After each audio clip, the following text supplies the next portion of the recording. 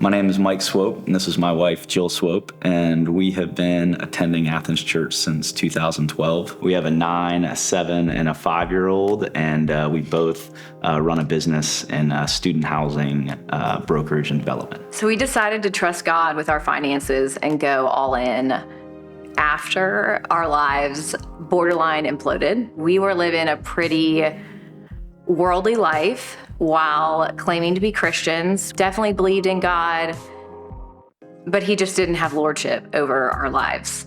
We wanted to do things the way we wanted to do it. Addiction and idolatry and greed had all rocked our family. We were crumbling, you could say. Our marriage was in trouble, our family was in trouble, and as we kind of sat on our knees, like needing the Lord, those other desires started to get quieter as we started to listen to God and try to actually follow him with our life. It included opening the scriptures to see what does he have to say about money? What does he have to say about where our treasure is and where our heart will follow? And to be honest, as I read those truths, I was frustrated at what was required of us as disciples. These things I was possessive over, the money I had earned, the achievements I felt like that belonged to me, they had their claws in me, and it felt hard to give some of those things over. And so there was this tension in me of no, this is mine and I earned it, but also I love this God who I want to serve, and how do I do both of those things at once? And as I just started to pursue this personal relationship with him, the grip of that just started to lessen. It was just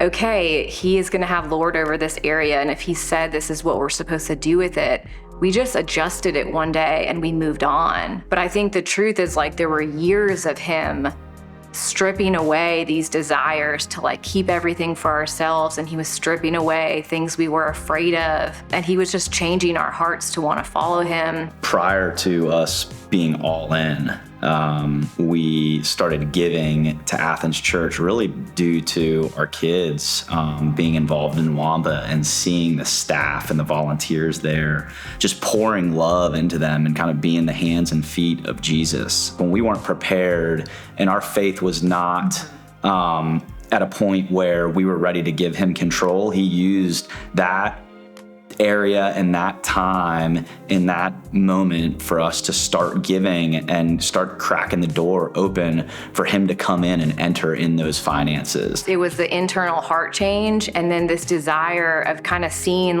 how many people went ahead of us to love us well and invest in our family coming to know Christ, the way he's changed our hearts, and the freedom that comes from not being bound by money or captive to what you make. Man, that freedom is the whole deal.